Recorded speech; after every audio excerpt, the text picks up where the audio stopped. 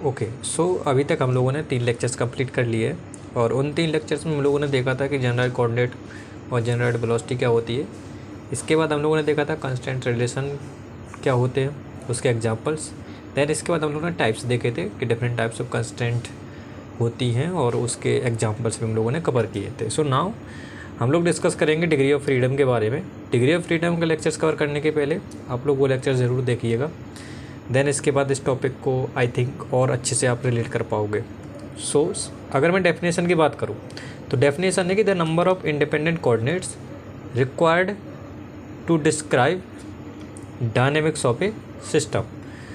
Okay so ये बोल रहा है कि इंडिपेंडेंट कोऑर्डिनेट्स होना चाहिए। अगर किसी सिस्टम की डायनेमिक्स डिस्क्राइब करना हो तो जो नंबर ऑफ इंडिपेंडेंट कोऑर्डिनेट्स होंगे वही कहलाएगी उस सिस्टम की degree of freedom. Independent coordinates हम लोगों ने जनरल कोऑर्डिनेट की डेफिनेशन में पढ़ा था कि ऐसे कोऑर्डिनेट्स जो किसी सिस्टम की डायनेमिक्स के बारे में डिफाइन करेगा, और वहाँ पे ये भी बताया था कि वो कोऑर्डिनेट्स डिपेंडेंट हो सकते हैं और इंडिपेंडेंट। नाउ अगर हमारे कोऑर्डिनेट्स जो हैं वो इंडिपेंडेंट हैं तो जितने इंडिपेंडेंट कोऑर्डिनेट्स हैं वो कहलाएंगे हमारे degree of freedom. Okay so ये डेफिनेशन है डिग्री ऑफ फ्रीडम किसी भी सिस्टम के बारे में। अब कुछ हम लोग एग्जांपल्स कवर करते हैं। एग्जांपल्स में पहला एग्जांपल हम कहते हैं simple pendulum. Simple pendulum basically बोलते कैसे हैं कि ऐसी पेंडुलम जिसका जो ऑसिलेशन है किसी फिक्स्ड वर्टिकल प्लेन में हो, सिर्फ एक ही प्लेन में उसमें ऑसिलेशन होना चाहिए, ऐसे पेंडुलम को बोलते हैं सिंपल पेंडुलम। और भी तरीके की पेंडुलम होती है जो एक वर्टिकल या फिक्स्ड प्लेन में मूव नहीं करती है, उसका प्लेन चेंज होता रहता है।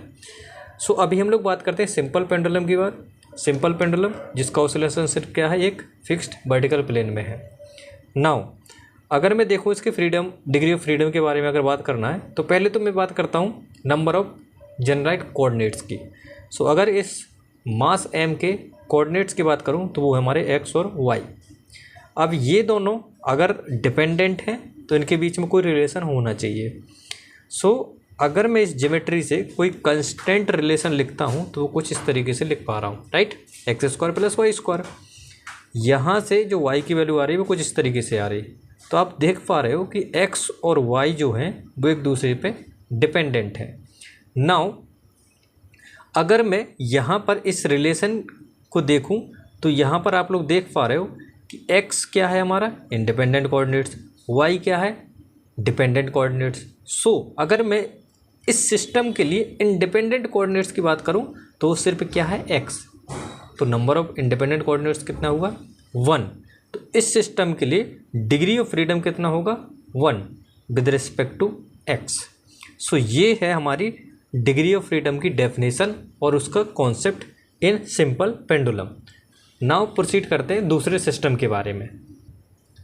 दूसरे सिस्टम के बारे में डिस्कस करने से पहले डिग्री ऑफ फ्रीडम की डेफिनेशन के अकॉर्डिंग अगर मैं फॉर्मूला लिखना चाहूँ जो कि हमारा डिफरेंट बुक्स में लिखा होता है कि number of coordinates minus number of constant equation.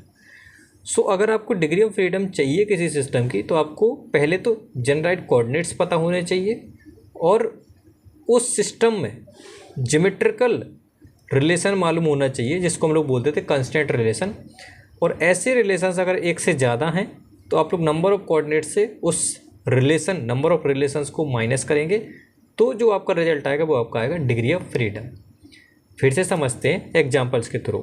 Simple pendulum में हमारे जो नंबर ऑफ कोऑर्डिनेट्स थे x और y मतलब 2 थे और उन दोनों के बीच में एक रिलेशन सेटअप हुआ था जिसको बोलते हैं हम लोग कंस्टेंट रिलेशन। और अगर मैं इन दोनों का डिफरेंस लेता हूँ तो डिग्री ऑफ फ्रीडम निकल के आती है 1। तो आप इस फॉर्मूले के मदद से भी डिग्री ऑफ फ्रीडम डिफाइन कर सकते हो। बट जो फंडामेंटल डेफिनेशन है वो है आपकी इंडिपेंडेंट कोऑर्डिनेट्स जो एक्सप्लेन करेगा किसी सिस्टम की डायनेमिक्स को, उसको बोलते हैं हम लोग डिग्री ऑफ फ्रीडम।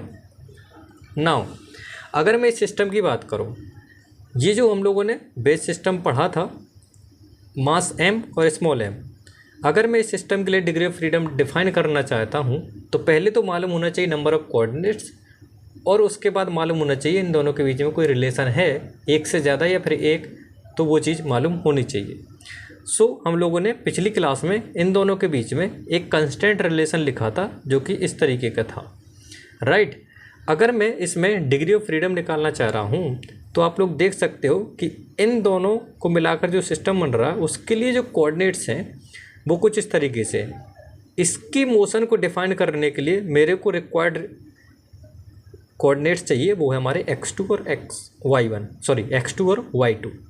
और अगर इसकी डायनामिक्स को मेरे को डिफाइन करना है तो पता होना चाहिए सिर्फ और सिर्फ x1। So according to definition number of coordinates कितने हुए, 1 2 3। ओके, सो यहाँ पे हम लोगों ने पुट किया 3। अब इन दोनों के बीच एक रिलेशन निकल के आया था जो कि कुछ इस तरीके का था। तो नंबर ऑफ कंस्टेंट रिलेशन निकल के आए 1। सो इसलिए number of coordinates minus constant relation equal to कितना आ गया हमारा 2। So degree of freedom for this system कितना होगा हमारा 2, राइट। इसको हम लोग दूसरे तरीके से भी समझ सकते हैं with the help of degree of freedom की डेफिनेशन। उन्होंने क्या बोला कि भाई इंडिपेंडेंट कोऑर्डिनेट्स होना चाहिए, वही डिग्री ऑफ फ्रीडम हो गई। सो अगर मैं इस मास एम को एक इंडिपेंडेंट कोऑर्डिनेट मान के चलूँ कि यहाँ से यहाँ तक वो इसका कोऑर्डिनेट डिफाइन कर रहा हूँ, यहाँ से सपोज यहाँ से वो है s और यहाँ से इसके लिए डिफाइन कर रहा हूँ x। सो आप देख पा रहे हो कि इसके लिए एक अलग इंडिपेंडेंट कोऑर्डिनेट्स है, इसके लिए अलग इंडिपेंडेंट कोऑर्डिनेट्स है, राइट। यहाँ से अगर मैं डिफाइन करता हूँ इसके लिए x और यहाँ से डिफाइन करता हूँ इसके लिए s, तो नंबर ऑफ इंडिपेंडेंट कोऑर्डिनेट्स कितने हुए 2, x और s। तो इसलिए इस सिस्टम की डिग्री ऑफ फ्रीडम कितनी होगी 2।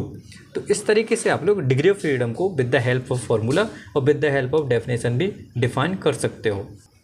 सो अब हम लोग डिग्री ऑफ फ्रीडम के कुछ बेस्ट और बेसिक कॉन्सेप्ट्स के बारे में जानेंगे।